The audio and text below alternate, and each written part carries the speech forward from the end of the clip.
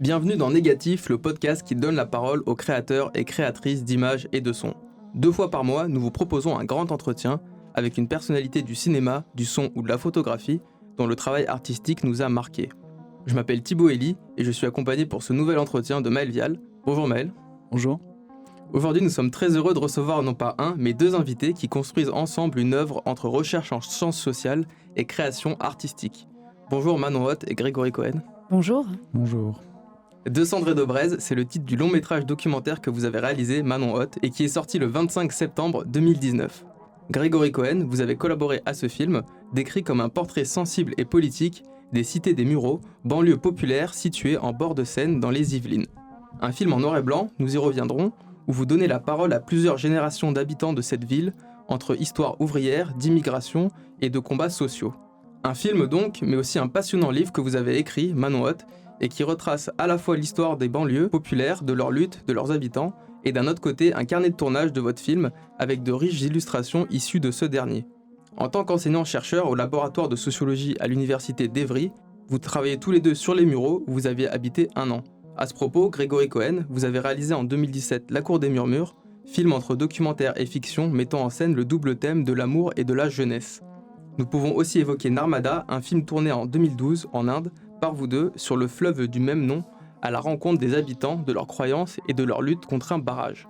Les bandes annonces de 200 degrés de braise et de vos précédents films peuvent être visionnées sur notre site négatif.co pour mieux visualiser votre travail d'image et de son. Vous avez également réalisé des photographies et être engagé dans plusieurs collectifs, comme l'ETNA, atelier de cinéma expérimental, que nous avons déjà évoqué dans les épisodes 6 et 8 de l'émission avec Johanna Vod et Pip Chodorov. Votre travail créatif en binôme depuis 10 ans, ce dialogue entre recherche et cinéma, entre sociologie et art, entre immersion et engagement, nous allons parler de tous ces sujets avec vous dans le 13e grand entretien de Négatif.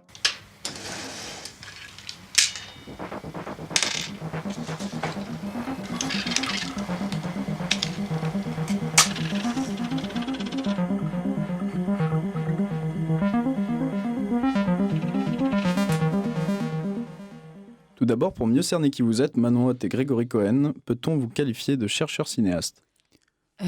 Oui, de chercheur et oui, parce que on est, comme le disait Thibaut, on vient tous les deux d'un double parcours de recherche en sciences sociales et de réalisation de films.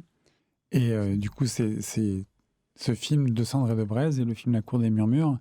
C'est 2 films qui ont un peu cette particularité de dialoguer avec un écrit, parce que c'est des films qui ont été faits dans le cadre d'une recherche de thèse entre sciences sociales et cinéma.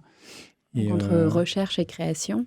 Voilà, donc c'est vrai que c'est un terrain qu'on explore, quoi. Quels sont les dialogues possibles entre la recherche et la réalisation de films, et quels sont les dialogues possibles aussi entre film et écrit. Donc vous êtes à 50% chercheur, 50% cinéaste ? C'est compliqué de dire des choses comme ça, surtout que en fait, notre façon de faire de la recherche passe par le film. Moi, la thèse que j'ai soutenue, ça s'intitulait « Filmer, chercher ».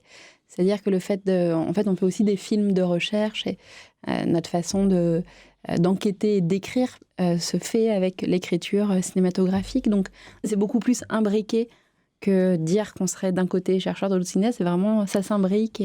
C'est une autre forme d'écriture de la recherche, en quelque sorte. C'est-à-dire que vraiment, à la fois dans le processus d'enquête, on va réfléchir à partir des images et avec les images. Et en même temps, dans la restitution, du coup, donc il y aura à la fois cette forme film et en même temps en écrit. Ouais. Donc c'est vrai que on fait c'est difficile. Ce serait bizarre de faire des distinctions entre les deux. Hein. Est-ce qu'on peut parler aussi de sociologie visuelle ? Alors, on parle plus de sociologie filmique, parce que sociologie visuelle, du coup, c'est vrai que ça couvre un champ très large qui, à la fois, touche à la photo et en même temps au cinéma, et qui, en plus, est pas mal, dont la grande partie est basée sur l'analyse d'images. Nous, c'est vrai que c'est vraiment... notre pratique de recherche, c'est vraiment basée sur sur la réalisation d'images, la fabrication d'images. Donc, en ça, du coup, on parlerait plus de sociologie filmique. Même si après, mais ça, c'est comme toute recherche en sciences sociales, du coup, nos recherches, elles font appel aussi bien à l'histoire qu'à la sociologie, qu'à l'anthropologie. La philosophie. Donc en fait, c'est vraiment plus, c'est un dialogue plus entre sciences sociales et cinéma. Et les films eux-mêmes sont des films de recherche, mais aussi des films de cinéma. Et donc, le dernier film de cinéma que vous avez fait et dont nous avons parlé, c'est 200 de Braise, sorti ce 25 septembre au cinéma et accompagné d'un livre. À la rencontre de plusieurs habitants des quartiers HLM des Mureaux, vous avez enquêté sur l'histoire de ce territoire et de ses luttes. Grâce à ce travail, vous avez pu réunir dans le livre et dans votre thèse, et puis d'un autre côté dans le film, de nombreuses paroles qui racontent les Mureaux, la démolition et la rénovation urbaine, l'histoire ouvrière et d'immigration, les combats d'hier, d'aujourd'hui et de demain. Vous décrivez ce film comme quelque chose qui a dépassé votre travail de recherche en sciences sociales ou votre travail de cinéaste. Ensemble, vous avez commencé à travailler aux Mureaux en 2011 et le film a été achevé en 2018. Vous avez notamment habité dans un des quartiers des Mureaux pendant un an entre 2013 et 2014, où vous avez pu tourner une grande partie du film. Pouvez-vous nous raconter les grandes étapes de cette expérience de vie entre recherche et cinéma ? Alors c'est vrai que ça faisait à l'origine, ça faisait plusieurs années qu'on partageait ce projet d'essayer de travailler sur un temps long dans une cité, parce qu'on avait déjà eu l'occasion, à la fois parce que du coup on habite en région parisienne, mais aussi parce qu'on avait eu l'occasion de faire des ateliers dans des classes ZEP. On avait l'envie d'approfondir en fait ces expériences et de pouvoir passer du temps sur un temps long du coup pour prendre le temps de réfléchir et comprendre dans cette complexité en fait la réalité d'une cité. Et donc c'est pour ça que on a à l'occasion de ces thèses en fait on a choisi de travailler aux Mureaux et surtout le projet de départ c'était d'essayer de travailler avec les habitants de ces quartiers. Donc on a d'abord été régulièrement aux Mureaux, on a fait une enquête de terrain finalement assez classique au départ, c'est-à-dire qu'on a rencontré différentes personnes sur la ville, aussi bien les habitants que aussi des gens qui travaillent dans la ville, les gens de la mairie, tout ça. On a fait plusieurs entretiens, on a fait des longues observations en fait, et petit à petit, ce qu'on a essayé de faire surtout, c'est d'essayer de s'investir le plus possible dans la vie locale pour faire des rencontres. Et donc, on a participé à la vie associative du quartier, on a collaboré avec eux, on a notamment, ça nous est arrivé même de partager un peu nos savoir-faire, on a réalisé différentes vidéos pour des associations. Et petit à petit, le temps avançant, c'est vrai qu'on s'est rendu compte que pour vraiment essayer de nouer d'autres liens avec les gens et introduire la question du film, il fallait qu'on passe plus de temps sur place. C'est ce qui nous a motivés du coup à rester sur place, d'autant plus que les Mureaux, à la fois c'est pas très loin, mais en même temps c'était suffisamment loin de chez nous, du coup, ce qui fait qu'on pouvait y rester que la journée, et du coup ça nous semblait intéressant d'y aller en dehors de ton bureau en quelque sorte. Et donc c'est pour ça qu'on a choisi d'y habiter pendant un an.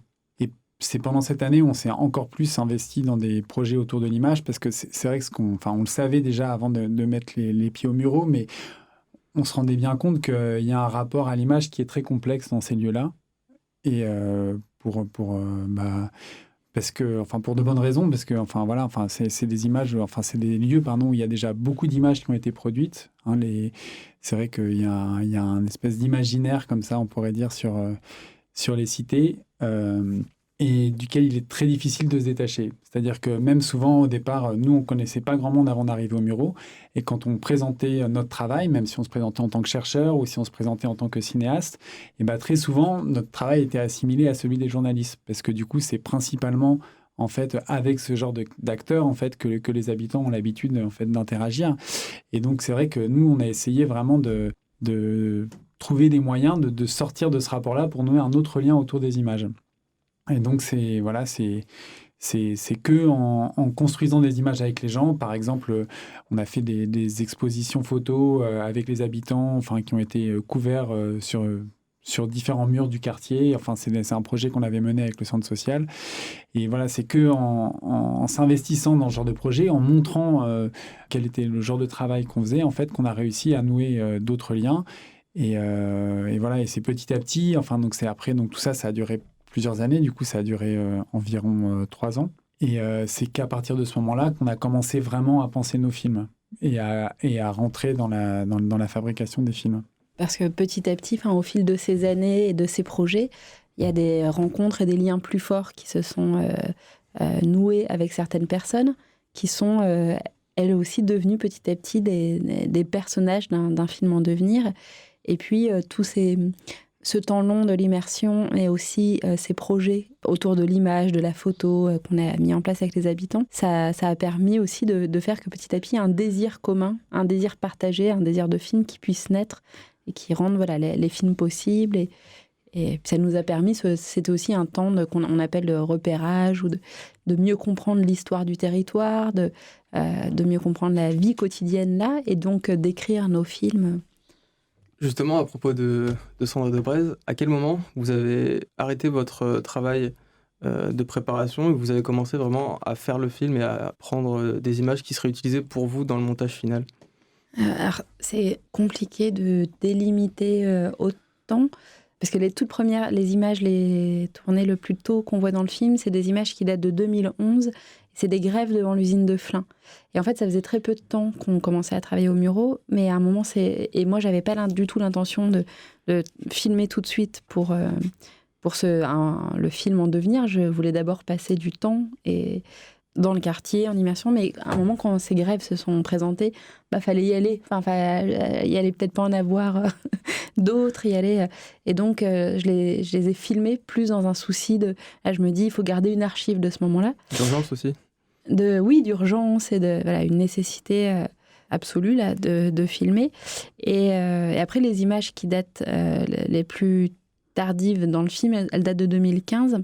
Mais en fait, le plus gros du tournage s'est fait l'année où on vivait au Murau, c'est-à-dire en 2014, après 3 ans où on avait pris le temps d'enquêter sur le territoire, de recueillir des récits de vie, de travailler sur les archives, de rencontrer les gens, de travailler avec les associations. Et voilà, c'est vraiment... donc il y a eu d'abord la phase de préparation, et à un moment, dans cette phase de préparation, un film s'est dessiné, des relations avec les uns et les autres plus fortes se sont nouées, et puis c'était vraiment avec chaque personnage, c'est en fonction de notre rencontre et notre relation que il y a des moments où ça y est, on était prêt à filmer, à faire quelque chose ensemble. D'autres, ça a pu être 6 mois plus tard. Enfin, ça dépendait vraiment des relations avec chacun des personnages. Plusieurs personnages justement se détachent dans le film. On peut noter les 3 anciens de l'usine Renault, Fabienne, Jama et Monsieur Sacco, le collectif engagé des Croms, avec notamment Mao, ou encore Yannick, Antoinette et Mohamed, 3 profils de l'histoire ouvrière et de l'immigration qui appartiennent, comme vous l'avez dit, à différentes générations. Il y a une multitude de personnages. Est-ce que vous avez d'abord cherché à créer un récit commun à ces personnages qui se succèdent avec leurs propres histoires ? Alors, ça m'intéressait en effet que le film soit par fragments, qu'il y ait une diversité d'histoires et de parcours de vie, de personnalités. J'avais vraiment envie que le film tisse des liens, en plus, entre le passé et le présent, enfin entre l'histoire de l'usine et l'histoire de la cité. Et en même temps, en les reliant dans un film et en faisant qu'on circule assez aisément dans le film et aussi dans la nuit, de l'un à l'autre, parce que le film se passe une partie de nuit. C'est parce que j'avais aussi cette volonté de faire sentir le poids d'une histoire collective, commune, et de repenser le commun à cet endroit, tout ce qui lie ces personnes que parfois on oublie, que le monde de l'usine et celui des cités, ils sont intrinsèquement, historiquement liés, que des générations, les anciens ouvriers de l'usine et puis les jeunes qui grandissent dans ces cités, il y a aussi beaucoup de liens. Les jeunes sont aussi les héritiers de cette histoire-là. Et c'est des liens qu'on ne fait plus trop et que j'avais envie de refaire à travers le film. Donc il y a à la fois des histoires singulières, mais il y a une trame de fond, une histoire collective qui est aussi là, présente. Mais que vous ne vous rappelez pas, par exemple, avec des cartons ou avec une voix off, c'est quelque chose qui est beaucoup plus dissimulé. Oui, effectivement, dans le film, il n'y a ni voix off, ni carton, ni moi, j'apparais pas non plus. C'est un film qui est... ça se passe beaucoup plus c'est beaucoup plus suggéré, c'est plus subtil. C'est pas un film avec un discours asséné, c'est un film qui passe par le sensible, plus par la poésie, par des rencontres humaines et... Même si la structure du film et le mouvement part de cette histoire commune à chacun des personnages. Enfin, le film tel qu'il a été pensé au montage, du coup, fait ce chemin de l'usine vers la cité, des luttes passées vers les autres formes d'engagement politique qu'on peut avoir aujourd'hui. C'est pas un discours qui est construit par une voix ou des cartons, etc. Mais malgré tout, les scènes sont organisées de telle façon que en fait, cette histoire collective, elle se dessine quand même, elle est présente tout au long du film. Chaque personnage a son propre univers, ses propres références, son histoire en tant qu'individu, au-delà du récit collectif. Peut-on dire qu'ils vous ont accompagné dans une forme de mise en scène et vous ont influencé dans la façon de les filmer ? Oui, complètement. C'est-à-dire qu'avec chacun, on a essayé de réfléchir ensemble à la mise en scène, de la penser en dialogue, en fonction de qui ils étaient les uns et les autres, quelle était leur histoire, quels étaient les lieux dans lesquels ils pouvaient se sentir à l'aise pour filmer et quels étaient les lieux qui allaient raconter quelque chose d'eux, de leur intériorité. Par exemple, pour Momo, ça s'est trouvé qu'on s'est dit qu'on allait filmer une nuit à côté d'un feu. Ça lui parlait beaucoup. Yannick, qui est un jeune rappeur, pour lui, le lieu qui lui semblait le plus adapté, le plus cinématographique et qui allait le permettre le plus facilement de parler ou de rêver, c'était de monter sur le toit de d'une des tours de la cité où il avait grandi. Antoinette, ça a été d'aller aussi en lisière de quartier au bord de l'eau. Donc c'est vrai qu'avec chacun, on a essayé de penser ensemble, en dialogue, la mise en scène, et surtout d'essayer d'utiliser la mise en scène, le travail des images et des sons pour faire émerger, pour nous laisser surprendre et faire émerger, créer un espace pour des paroles qu'on entend peu. Et sachant que aussi, comme dans les ateliers, quand on a préparé La Cour des Murmures, pour De Cendres et de Braise, on a régulièrement montré des images tournées aux différents personnages avec lesquels on travaillait. Et ça nous semblait important justement d'essayer, de nouer ce dialogue autour des images, d'essayer de penser en fait certains des éléments de mise en scène avec eux. Dans le livre qui retrace l'expérience de Cendres et de Braise, vous citez le réalisateur américain John Cassavetes à propos de ce que peut le cinéma dans la création d'un espace de rencontre et de parole. Cassavetes disait à propos de son film Shadows qu'un certain temps était nécessaire pour que les gens ne passent pas du côté de la caméra sans que la caméra ne soit passée du côté des gens. Est-ce que vous avez réussi, vous, à ce que votre caméra soit, elle, du côté des gens ? J'espère. En tout cas, c'était l'objectif. C'est la préoccupation. L'envie, c'est... Comment ? Non, je dis oui, c'est la préoccupation, comme une préoccupation constante. Que ça soit... on avait vraiment ce désir très fort de faire des films avec les gens, surtout parce que, comme le disait tout à l'heure Grégory, c'est qu'on était à un endroit où jusque-là, les habitants avaient plutôt une impression que quand des images sont fabriquées et parlent de la vie dans le quartier, c'est des images qui jouent contre eux. C'est des images qui stigmatisent, c'est des images qui leur échappent. Ils ont rarement la parole et sont plus parlés par d'autres, par les journalistes, par les chercheurs, qui ont l'occasion de parler, de raconter eux-mêmes leurs histoires. Du coup, il y avait un vrai enjeu à prendre un peu un contre-pied et à essayer de faire ensemble des images et de créer un espace pour que chacun des personnages puisse raconter lui-même son histoire et sa façon de voir le monde. Donc l'idée, c'était que la caméra soit du côté des gens. Il y a un autre terme et une autre citation à ce propos que vous utilisez dans le livre et que je trouve très belle, c'est le terme de fabulation. Et vous l'utilisez pour décrire la manière dont les habitants des Mureaux que vous filmez mettent en forme de récit fictionnel leur propre vie et créent un contre-discours. C'est un concept du philosophe Gilles Deleuze. Dans quel sens le comprenez-vous et à quel moment de votre tournage l'avez-vous vu apparaître le plus clairement ? Alors, je dirais pas forcément que c'est un récit... Dans De Cendres et de Braise, c'est pas un récit fictionnel. Parce que les paroles des personnages, c'est des paroles vraies. Moi, la fabulation, je l'ai plus entendue, ou alors je l'ai revisitée, on pourrait dire, plus comme la quête d'une parole alternative par rapport à un récit dominant, la quête d'autres paroles, de discours qui peuvent être contre-hégémoniques, d'une parole qui est typiquement cinématographique et qui émerge dans un film, dans la rencontre entre un réalisateur et ses personnages, grâce à la mise en scène.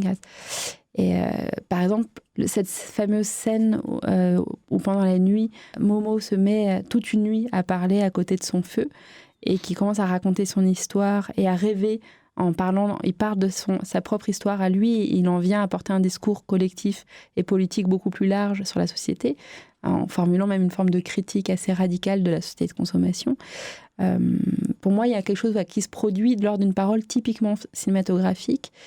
Alors, je dirais pas qu'il fabule au sens où, à ce moment-là, il n'invente pas quelque chose. Il rêve effectivement une autre société, mais c'est pas du mensonge, ou c'est pas... Mais il y a quelque chose qui se produit qui est aussi lié au cinéma. Parce que, par exemple, avec Momo, on s'était rencontrés pendant des mois et des mois avant de tourner cette séquence. Donc, on avait déjà eu beaucoup d'entretiens ensemble. Et ce soir-là, il se passe quelque chose de complètement différent, qui est assez magique. Vous l'aviez filmé avant ? Avant, je ne l'avais pas filmé, non. Et du coup, je pense que justement, c'est pour ça, c'est devant la caméra, avec cette mise en scène, avec le choix de filmer la nuit, à côté d'un feu.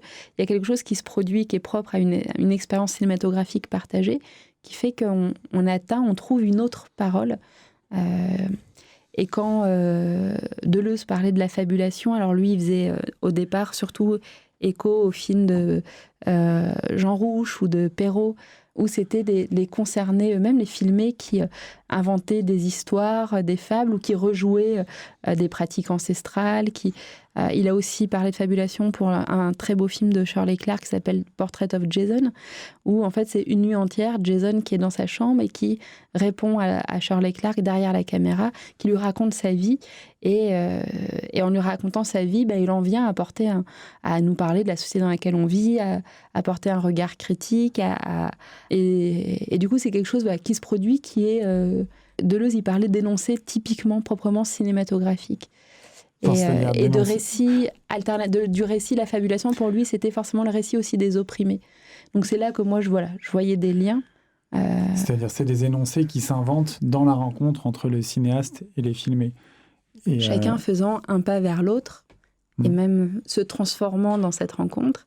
Mais ce qui est important, c'est que pour lui, la fabulation, ça pouvait être que le récit des opprimés, jamais celui du dominant. Et vous pensez justement que le cinéma, ça peut permettre une approche plutôt sensible, plutôt par le bas, qui doit nourrir l'essence sociale et être tenue en compte dans leur démarche ? Alors, moi, je crois profondément dans l'intérêt de la rencontre entre art et recherche, et notamment sciences sociales et cinéma, et entre recherche et création. Et notamment parce que effectivement, là, ça vient bouleverser des façons de faire de la recherche, mais peut-être aussi des façons de faire des films. Enfin, il y a quelque chose qui vient se nourrir. Il y a beaucoup de choses qu'on peut dans les sciences sociales en termes de méthode, d'analyse rigoureuse, critique, dialectique, qui peut venir nourrir un regard. Et dans le cinéma, il y a beaucoup dans ce travail justement de création qui peut être partagé avec d'autres, et dans le fait que par le film, on donne à entendre d'autres voix, on peut montrer d'autres visages. Ça vient effectivement démocratiser potentiellement quelque chose. Moi, je dis souvent que le film permet une forme d'écriture à plusieurs voix. C'est-à-dire qu'un film, c'est évidemment le regard de son auteur, mais on entend d'autres paroles. Enfin, il y a une forme de polyphonie. Par exemple, dans De Cendres et de Braise, il y a une sorte de polyphonie. On entend les voix et les discours des personnages. Il y a évidemment mon regard. Mais voilà, ça permet cette écriture qui est, de certains aspects, qui peut être moins surplombante que parfois un travail plus classique. En tout cas, voilà, il y a une dimension aussi partagée. Parce que faire un film ensemble, il y a forcément... quelque chose, ça demande une telle implication à tous ceux qui participent. Donc il y a forcément une dimension assez collective et partagée qu'on ne trouve pas forcément dans un travail plus classique. Donc moi, ce que je trouve intéressant, c'est de voir qu'est-ce qui, dans la rencontre entre recherche et création, sciences sociales et cinéma, en quoi ça nous déplace, en quoi ça déplace notre regard, comme nos façons de faire des films ou de la recherche, et d'essayer d'avoir une réflexivité là-dessus. Voilà. Et justement, à propos de cette polyphonie, il y a plusieurs personnes qui ont travaillé sur ce film, y compris des personnes qui n'ont pas fait votre travail de recherche, qui n'étaient pas sur le terrain. Il y a de la musique free jazz, par exemple. Vous avez travaillé avec un compositeur, vous avez travaillé avec une monteuse aussi, qui a peut-être été externe à votre travail d'enquête. Comment il se passe le dialogue avec ces personnes-là ? Avec les uns les autres, à chaque fois, c'est des histoires de rencontres. Et alors, on était une petite équipe, mais on a passé, par exemple, avec la monteuse, on a travaillé des mois et des mois ensemble. Elle a vraiment essayé de chercher à comprendre devant la matière qui était là et en m'écoutant quel avait été le processus de travail, qu'est-ce que je cherchais, mais pour quelque chose qui était vraiment de l'ordre de l'essence de la façon dont j'avais travaillé au Muro et dont j'y avais rencontré des gens, puissent se retrouver dans le film qu'on était en train de monter ensemble. Donc il y a un dialogue, et évidemment tous ces regards extérieurs qui viennent participer, ils viennent enrichir le film. Je ne sais pas si ça répond à la question. C'est-à-dire que ce qui t'intéresse aussi dans ces collaborations, c'est que les personnes, ils investissent le film aussi de leur regard et de leur façon de voir les choses. Parce que du coup, c'est vrai que quand on fait un film, du coup, on est très pris dans des questionnements, et qui sont pas forcément toujours ce que racontent du coup les images qu'on a tournées. Donc toi, t'attendais et de Pascal, donc qui a fait le montage, Pascal Anoyer, et de Akosh qui a fait la musique. T'attendais qu'ils puissent apporter leur regard, leur univers pour investir le film. D'accord. Et c'est vrai que c'est une forme plutôt concise, de 1h15. Est-ce que vous aviez la possibilité ou la volonté de le rallonger un petit peu ? Ça a été une vraie question. C'est qu'il y avait beaucoup de matière. Il y avait près d'une centaine d'heures de rush, beaucoup de matière très forte. Il y avait beaucoup de choses dans les matériaux, dans les paroles, et ça, il fallait faire des choix. Et on s'est posé la question à un moment, est-ce qu'on aurait pu faire un film beaucoup plus fresque de 3 heures ? Et finalement, à force de montage, le film a trouvé ça, je pense, il y aurait pu avoir un autre film, mais ça aurait pas. Là, il a trouvé une durée et puis un rythme et une temporalité propre qui permettait de rester qu'avec chaque personnage, il y a un moment presque unique de rencontre et d'intensité. Peut-être que si ça a été plus long, les choses auraient été plus diluées. C'est peut-être pas inintéressant, mais ça aurait été en tout cas un autre film. C'est vrai, c'est le film qui a choisi sa durée. En fait. Et le deuxième film que nous allons évoquer, justement, précède De Cendres de Braise et a été tourné aussi au Murau. C'est La Cour des Murmures que vous avez réalisé, Grégory Cohen, et qui est sorti en 2017. Vous l'avez tourné avec des jeunes des Mureaux rencontrés lors d'ateliers de cinéma. Il aborde notamment les questions d'amour, des relations entre les garçons et les filles et la manière dont elles sont perçues au sein de la cité. Derrière ce sujet documentaire, le film prend la forme d'un film dans le film et vous le décrivez ainsi comme un film-expérience entre fiction et documentaire qui propose à 6 jeunes de jouer leur vie à partir d'une esquisse de scénario autour des jeunes et de l'amour dans la cité. Comment s'est construite cette forme hybride ? Alors, c'est vrai qu'un des enjeux du film et même de la recherche qu'on a pu mener tous les deux sur place, c'était vraiment comment essayer de co-construire les images qu'on va faire, qu'on va tourner avec les gens. Et donc, ça a été le cas du coup pour De Cendres de Braise, mais également pour La Cour des Murmures. On a vraiment essayé de trouver des formes de mise en scène qui nous permettaient du mieux qu'on pouvait en fait d'impliquer les filmer dans le processus de fabrication du film. Et donc pour ce film, on a commencé par mettre en place des ateliers qui étaient hors temps scolaire et qui étaient réalisés au centre social. Et donc on avait fixé un rendez-vous hebdomadaire avec un groupe de jeunes qui avaient en gros entre, on va dire 15 et 18 ans à peu près, en leur proposant d'essayer d'imaginer un film qui raconterait leur vie et qui parlerait des relations filles-garçons. Et donc, alors non pas du coup, enfin c'était pas un atelier d'écriture, on se mettait tous autour d'une table, mais l'idée c'était plutôt à travers à la fois de discussions qu'on avait avec eux et d'improvisation qu'on a imaginé des séquences et un possible film. Donc voilà, en fait ça a duré assez longtemps, ça a duré 6 mois, où on a rencontré plein de jeunes différents, parce que étant donné que c'était hors temps scolaire, c'est vrai que c'était des groupes à géométrie variable. Et donc à l'issue de ces 6 mois, on pensait tourner un film avec les jeunes des ateliers, mais voilà, enfin pour des raisons diverses, en fait, on n'a pas été jusqu'au bout de cette expérience, parce que voilà, enfin 6 mois pour eux c'était un peu long, et donc voilà, enfin ils avaient pris beaucoup de plaisir du coup à faire les improvisations, mais ils se rendaient compte que fabriquer un film, le tourner, c'est quelque chose qui demandait du temps et du travail. Or du coup voilà, là on était en plein mois d'été et ils se disaient qu'ils avaient plein d'autres choses à faire et pas forcément l'envie en fait d'aller se lancer, enfin voilà, d'aller travailler dans l'été pour tourner un film. Donc, à partir des ateliers, à partir de là, on a repris un peu toute la matière qu'on avait fait dans les ateliers et on a écrit une histoire, enfin un scénario qu'on a ensuite proposé à un autre groupe de jeunes que cette fois-ci on a choisi. Parce que c'est vrai que pendant les ateliers, c'était vraiment plutôt... ça reposait sur la libre adhésion et du coup, on a travaillé avec les jeunes qui fréquentaient le centre, alors que là, pour ce film, on voulait plutôt choisir les gens avec qui on travaillait. Donc, on a mené un casting avec en gros une 60aine de jeunes. Et au final, on en a choisi 6. Et on a proposé à ces jeunes de jouer du coup l'histoire qu'on avait écrite, mais avec beaucoup de liberté. C'est-à-dire que vraiment l'idée, c'était quel était le film qui allait s'inventer au moment du tournage. Et donc voilà, donc c'est un film qui laisse beaucoup de place à l'improvisation, parce que donc ça part d'une histoire écrite, un scénario, donc on est presque proche d'un film qui serait plus de la fiction, mais en même temps la visée du film, j'ai envie de dire, était plus documentaire, parce que vraiment ce qui nous intéressait, c'était qu'est-ce qui allait émerger au moment du tournage, qu'est-ce qui allait s'inventer sur le tournage. Donc c'était vraiment l'idée d'ouvrir le plus de brèches possible dans l'histoire qu'on avait écrite, pour qu'il y ait un film qui s'invente au tournage. Et pourquoi vous avez décidé, vous, de ne pas trancher entre réalité et fiction ? C'est-à-dire que la fiction, finalement, c'était plus un prétexte pour rencontrer les jeunes et pour les impliquer dans le film. Parce que au départ, en commençant les ateliers, on s'était bien rendu compte que leur désir, il n'était pas vraiment du côté du documentaire, mais plus de la fiction. Faire un film sur leur vie en documentaire, ils auraient trouvé ça bizarre. Alors que la fiction, c'était la possibilité de s'inventer des vies, des personnages, et donc il y avait quelque chose qui les excitait beaucoup plus là-dedans. Et donc c'est vrai que... C'était plus qu'un prétexte...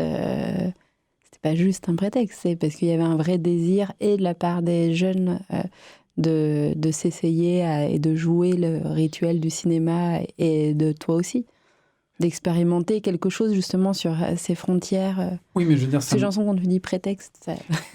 Mais c'est-à-dire que prétexte, c'était dans le sens où, du coup, moi, ça ne m'intéressait pas d'écrire des rôles pour ces jeunes, enfin, de les enfermer dans mon imaginaire, leur imposer un rôle. Et voilà, moi, le film, c'était un prétexte pour pouvoir les connaître. Donc, c'est vrai qu'en ça, du coup, ce qui m'intéressait, c'était quelle est l'expérience humaine qui allait advenir au moment du tournage. Et non pas, du coup, venir leur proposer un rôle auquel ils devraient se tenir. Moi, ce qui m'intéressait, c'était tout ce qui nous échappait, en fait, finalement. Donc, c'est pour ça que c'était l'expérience humaine qui était au centre. Et donc, ma préoccupation, elle est plus... Enfin, je ne sais pas si documentaire, c'est le bon mot, mais en tout cas, c'est comment on peut attraper cette réalité humaine à partir d'histoires qu'on invente. Ouais. Comment vous répartissez les rôles sur le tournage ? Est-ce que vous êtes toujours à deux ? Alors, c'est deux configurations très différentes. Parce que De Cendres et de Braise, c'est un film qui s'est vraiment tourné sur le temps long donc d'une immersion dans ces quartiers des Mureaux, puisque le film fait le portrait, revisite l'histoire du territoire, qu'on y rencontre différentes générations. Et c'est un film qui est monté par fragments. Chaque fragment, c'est une nouvelle rencontre. Et du coup, ce temps long, c'était pour pouvoir filmer comme ça et avoir beaucoup de liberté pour expérimenter, pour chercher en faisant. C'était bien d'être en petite équipe, comme on a eu l'habitude déjà dans le passé de tourner. C'est-à-dire qu'on était à deux, à se partager l'image et le son. Ce qu'il faut voir aussi, c'est qu'on a commencé à faire du cinéma ensemble, à deux. Enfin, à la base, on vient tous les deux de la photographie. On avait fait de la photographie. Au début, c'était plus une passion en parallèle de nos études.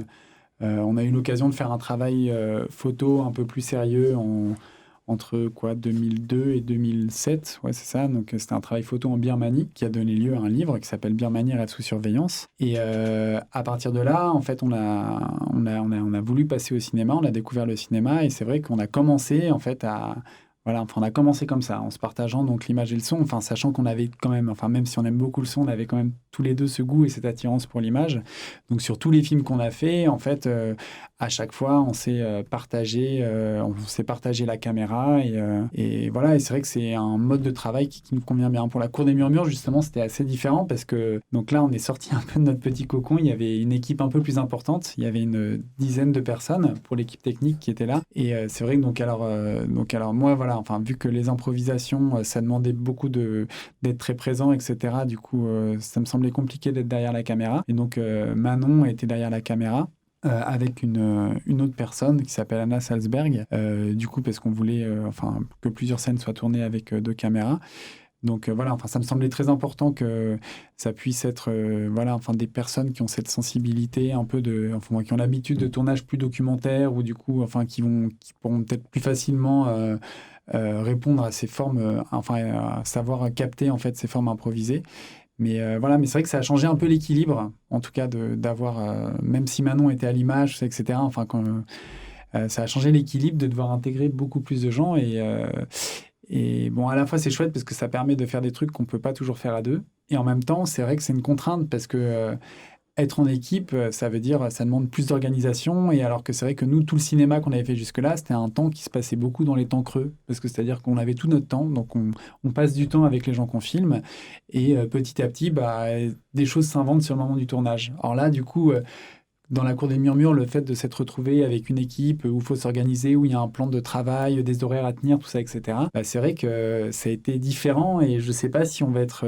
dans le futur, on va être amené à renouveler forcément ce genre d'expérience parce que du coup, c'est vrai que j'ai l'impression que d'avoir cette possibilité de passer du temps, comme ça a été le cas dans De Cendres et de Braise, ça permet de capter des choses qu'on peut plus difficilement capter en équipe. Et d'expérimenter, de tâtonner, de chercher en faisant aussi. Et pour ça, il faut du temps et c'est vrai que sur le tournage d'un film documentaire, ça fonctionne bien en toute petite équipe. À quel moment vous avez décidé justement qu'il était venu le moment de tourner en équipe ? Donc, De Cendres et de Braise, il n'est pas tourné... Enfin, l'équipe, c'est nous deux. Et c'est au moment du montage où là, il y a une monteuse, moi, qui a travaillé avec moi, puis un monteur son, un mixeur. Mais on est vraiment une petite équipe. C'est un film qui est très artisanal dans sa forme. Et La Cour des Murmures, ça s'est décidé... très vite à partir du moment où il y a eu un scénario et on savait qu'il fallait une équipe plus grande parce qu'il y avait un dispositif de fiction. Et qu'on avait expérimenté en atelier ce dispositif. Et parce que oui, quand on faisait les ateliers, en fait, on filmait à la fois les discussions qu'on avait avec les jeunes et les improvisations qu'on faisait avec eux. Et pour leur montrer ensuite, et du coup alimenter justement l'écriture du scénario. Et donc, quand on filmait les improvisations, c'est des ateliers qu'on a menés que tous les deux. On s'était bien rendu compte qu'en fait, il y avait trop de choses à faire en même temps. C'est-à-dire qu'il fallait à la fois... diriger, entre guillemets, les comédiens, enfin discuter avec eux de ce qui est en train de s'inventer, en même temps penser aux histoires de son, d'images. En plus, c'était beaucoup de discussions en groupe, donc alors ça veut dire très difficile du coup pour prendre le son. Donc voilà, c'était cette expérience qui nous avait donné l'intuition que c'était quand même pour arriver au résultat qu'on cherchait, du coup c'était mieux de travailler en équipe. Même si on se lançait dans quelque chose qui finalement on connaissait pas du tout. Hein. Et c'est vrai que peut-être avec le recul aujourd'hui, peut-être qu'il y a d'autres formes à inventer, en fait, des moments en équipe et des moments où du coup on peut peut-être retrouver cette légèreté et être que tous les deux. Est-ce que vous considérez faire du cinéma engagé, politique et ou militant ? Oui, je dirais que oui, qu'il y a dans tout ça, s'il y a un engagement, on est un rapport il y a des liens, moi j'ai un parcours qui s'inscrit entre recherche, création et engagement. Et alors c'est très large quand on parle de cinéma politique, mais moi c'est un cinéma qui effectivement m'intéresse beaucoup, de le comprendre dans son histoire et je pense qu'il y a une dimension politique aussi, évidemment, dans mon travail. En enquête en sciences sociales, on évoque aussi la relation de domination qu'on peut avoir sur ces sujets d'enquête. Cela peut être aussi le cas dans le documentaire. Est-ce que c'est quelque chose qui vous a préoccupé tous les deux ? Bien sûr. À partir du moment où il y avait cette idée de co-construire du coup le film avec les filmés, avec les concernés, c'est d'essayer de trouver des moyens de sortir du regard surplombant qui peut être celui du chercheur ou du réalisateur, même si on n'en est jamais complètement sorti. Et d'ailleurs, je pense que cette question du rapport de domination, elle est beaucoup plus complexe que la domination de l'enquêteur sur l'enquêté ou du filmeur sur le filmé, parce qu'en fait nous il y a plein de moments aussi où c'est nous qui avons je pense qu'ils se sont retrouvés dans la position du dominé, où les gens en même temps ils donnent ce qu'ils ont envie de donner, c'est où tu peux être aussi instrumentalisé du coup, ce qui est important, je pense, c'est d'essayer d'analyser tout ça, d'en avoir conscience et d'essayer de l'analyser et pour essayer le plus possible de neutraliser, pour essayer de tendre vers des relations plus d'égalité. À ce propos, dans La Cour des Murmures, vous posez la question de l'altérité d'une façon peut-être plus brutale que dans De Cendres et de Braise. Comme vous le résumez dans un entretien, Grégory Cohen, ce film, c'est par son scénario l'histoire d'un réalisateur blanc et de sa coéquipière qui viennent tourner une adaptation des Liaisons dangereuses avec des jeunes de la cité qui, eux, sont essentiellement noirs. On ne vous voit pas dans le film, Grégory Cohen, mais nous voyons ces deux réalisateurs fictifs. Est-ce que c'est pour vous aussi une mise en abîme de votre préparation du tournage des films ou de votre travail de recherche sur ce terrain ? Alors forcément, du coup, le film s'est inspiré de ce que nous, on a vécu sur place. Donc, il y a une part de mise en abîme. Après, voilà, enfin, c'est comme je le disais tout à l'heure, c'est un film qui s'est inventé au tournage. Donc finalement, et même qui s'est réinventé déjà dans le scénario, enfin l'ébauche de scénario qui avait été écrite avant le tournage. Malgré ça, en fait, enfin voilà, enfin l'histoire, enfin c'est-à-dire que l'histoire que vivent ces deux réalisateurs qui sont un peu des sortes d'alter ego, en effet, elle est différente de ce que nous on a vécu au Muro. L'idée c'était pas de rejouer en fait exactement tout ce qu'on avait vécu, mais forcément du coup c'était un moyen de regarder à distance. Cet échange du coup entre des gens qui viennent pour faire un film et les filmer, parce que je trouve qu'en plus voilà, c'est enfin nous dans cette expérience d'atelier, j'ai l'impression d'avoir beaucoup appris en fait dans les échanges que je pouvais avoir avec les jeunes et le regard qu'ils portaient sur nous. Du coup, je le trouvais tout aussi intéressant que ce qu'ils avaient à raconter d'eux.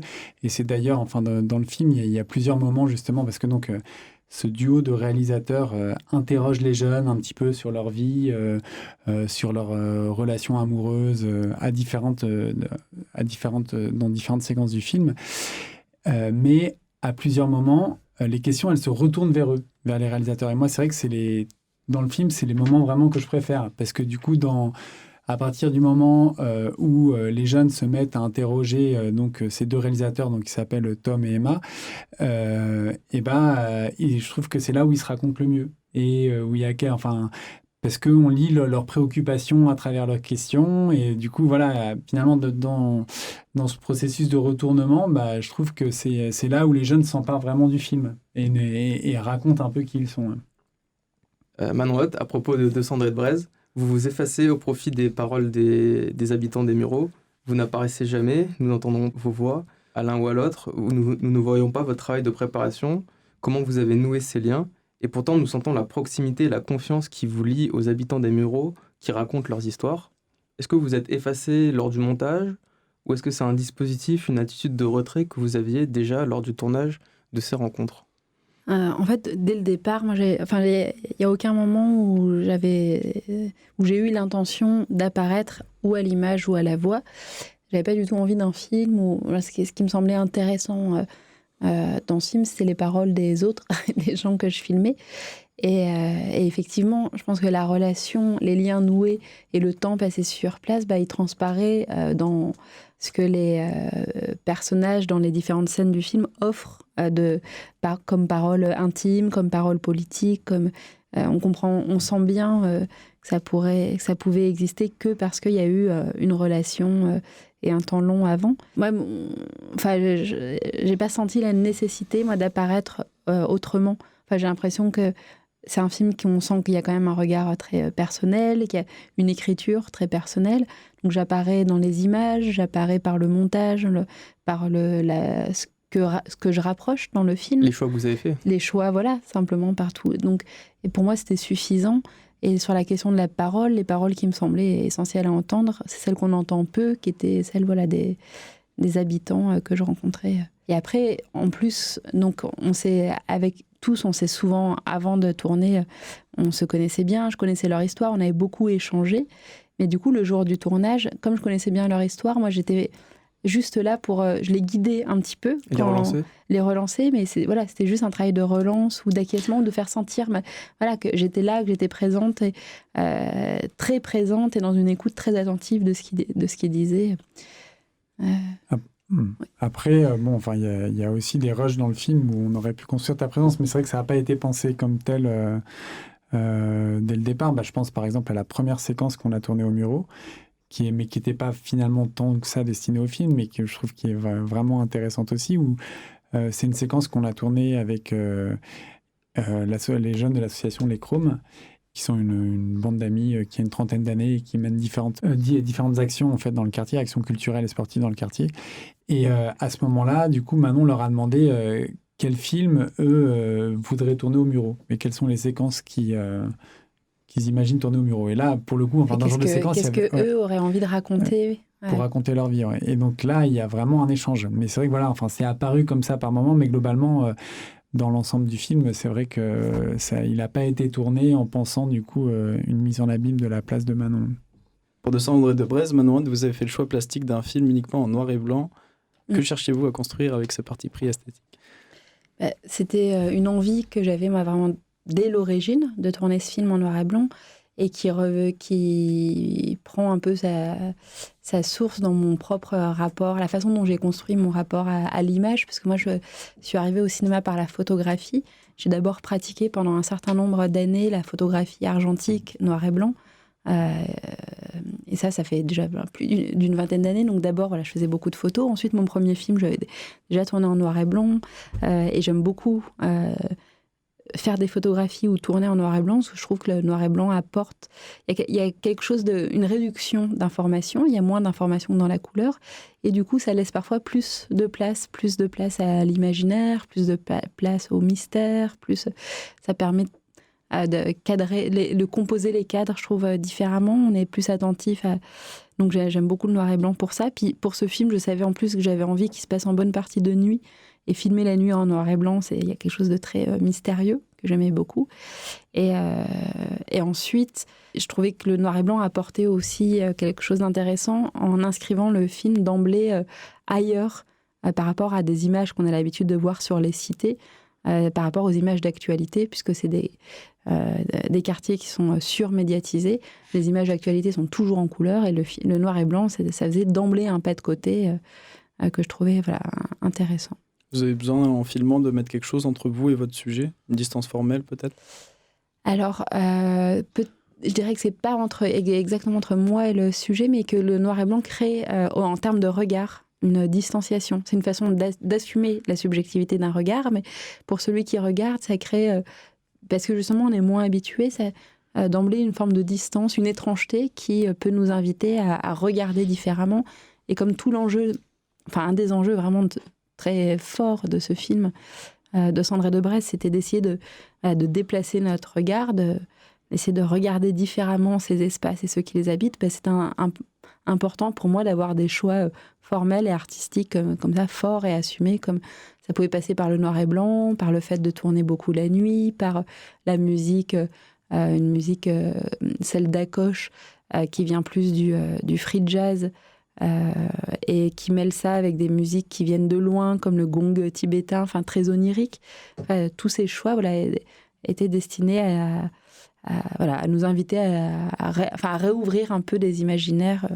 Est-ce que ce travail du noir et blanc, vous l'avez vraiment pensé dès le tournage, y compris en pensant aux couleurs qui seraient plutôt noires, plutôt blanches, les niveaux de gris ? Ou est-ce que c'est aussi quelque chose que vous avez dû retravailler en post-production pour avoir ce rendu argentique Alors, c'est vraiment quelque chose qu'on a travaillé en post-production, parce que ça a été filmé en vidéo et enregistré en couleur, que moi, j'ai l'habitude de travailler moi-même avec un logiciel de montage, un peu l'étalonnage.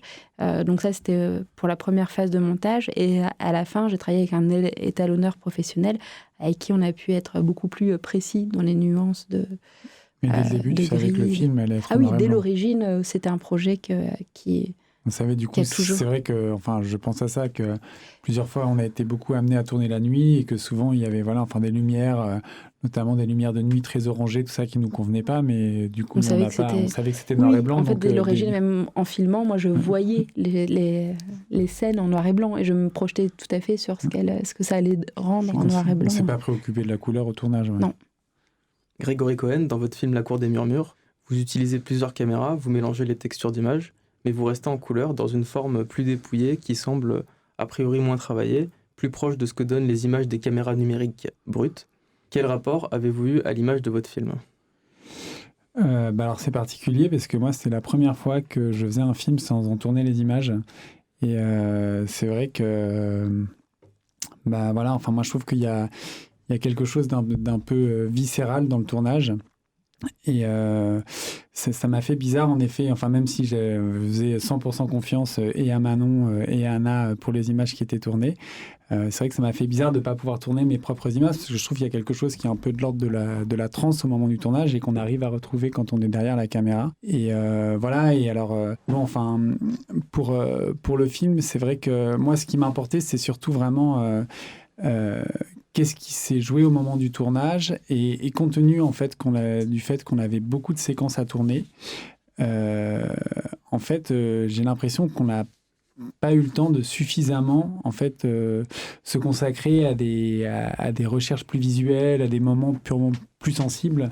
C'est vrai que voilà en fait, parce que du coup il y avait une équipe, qu'on avait beaucoup de séquences à tourner, tout ça, etc. À chaque fois j'ai toujours eu l'impression dans ce projet en fait de courir derrière le temps.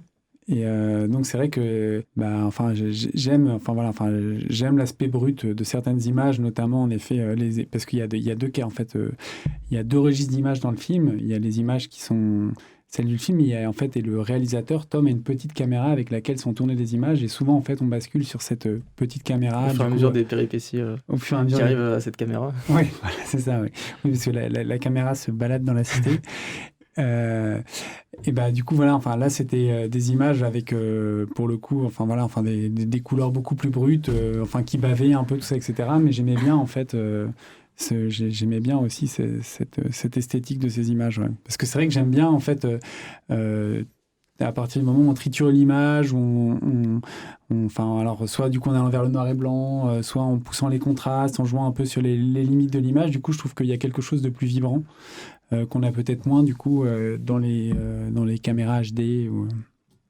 Sur le travail de recherche que vous avez fait, est-ce que dans la perspective de ce travail, vous avez dû prendre parti, être engagé d'une manière ou d'une autre? Est-ce que ce n'est pas allé à l'encontre de votre posture de chercheur ou de cinéaste? Après, je pense qu'il y a plein de façons de faire de la recherche. Du coup, il y a des gens qui vont plus faire de la recherche du terrain, qui sont très impliqués dans leur terrain, comme c'est un peu notre cas. Et de fait, du coup, on prend plus parti qu'une enquête, par exemple, qui va être basée sur des statistiques. Mais nous, ça ne nous semble pas inconciliable, en fait, le fait d'être à la fois impliqué dans ce qu'on tourne et en même temps de prendre du recul. En fait, pour nous, c'est un permanent, en fait, un dialogue entre engagement et distanciation. En fait, on essaie. C'est pas parce que du coup on est impliqué dans ce qu'on fait que ça empêche, peut-être plus dans un second temps, de prendre du recul et avoir de la réflexivité en fait sur ce qui nous arrive. Donc c'est vrai que et ce qu'on a pu observer en fait, c'est vrai que c'est une démarche qui nous semble pas incompatible.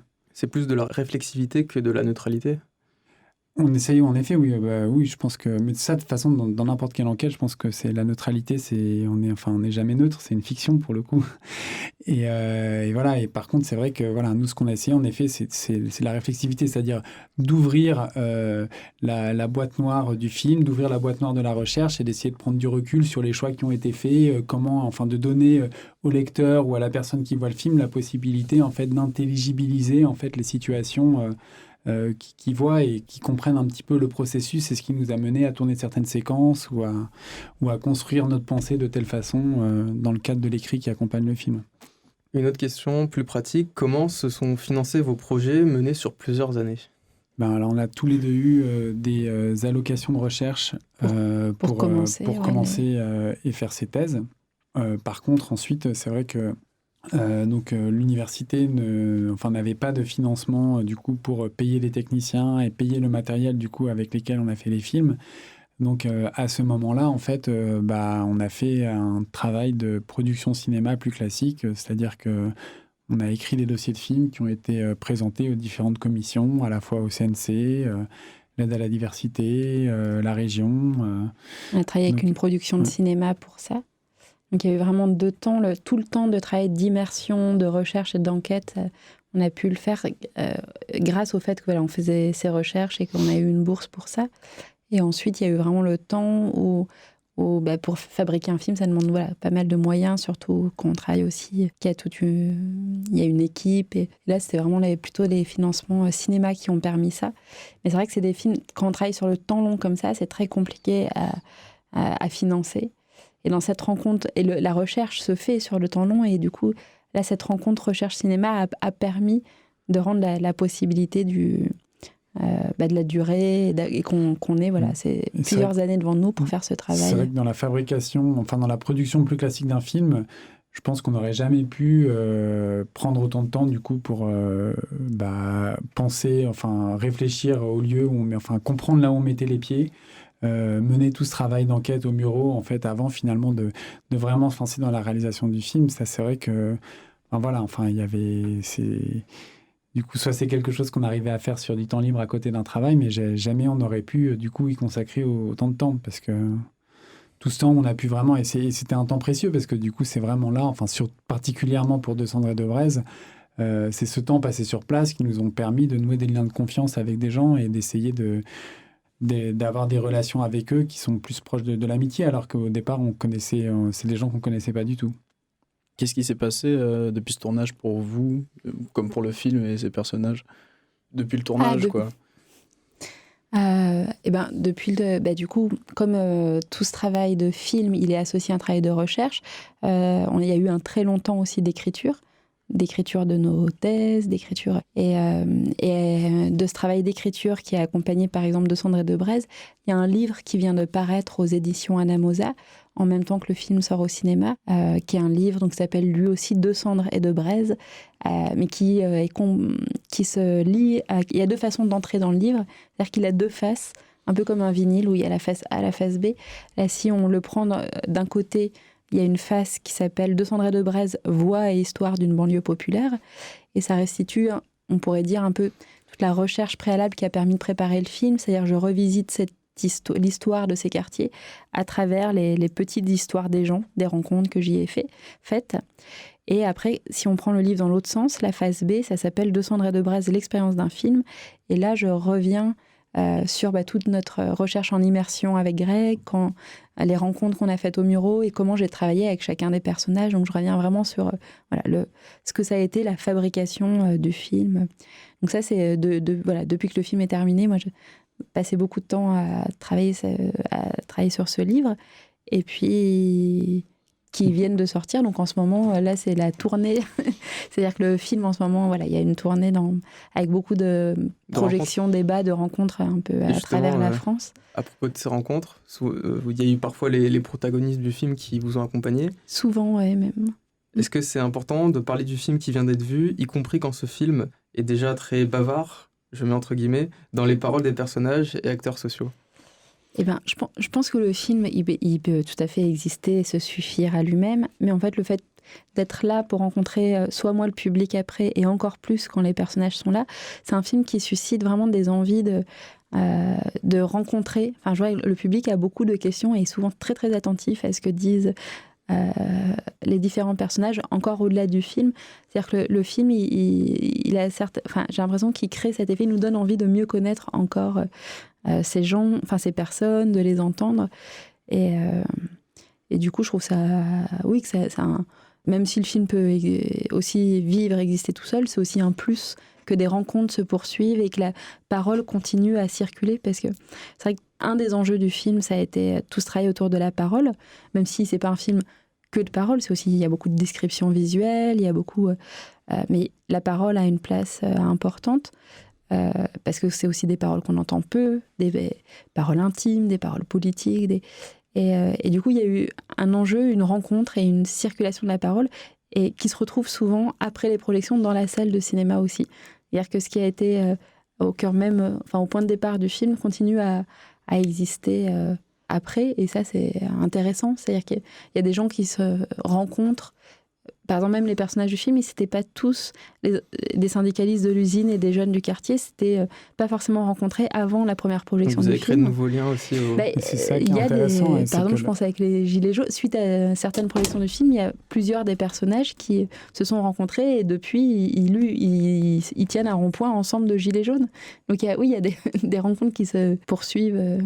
Oui, non, j'allais dire, c'est ça qui est intéressant, parce que c'est vrai que, comme ça a été dit un peu en début d'émission, c'est vrai que on a des personnages qui viennent finalement d'horizons assez différents, et le film les réunit, et du coup, les débats, ça a été l'occasion justement aussi de faire se rencontrer ces mondes qui sont pourtant liés, parce que on parle d'un même lieu, d'une même histoire, etc., mais qui ne se côtoient pas forcément au quotidien. Mais donc c'est vrai que le film, ça a été l'occasion que Fabienne, elle discute avec les Chromes, ou Momo, avec eux, avec Yannick. Du coup, et ça, c'est vrai que ces échanges-là sont chouettes. Et du coup, le film, il ouvre un espace de réflexion.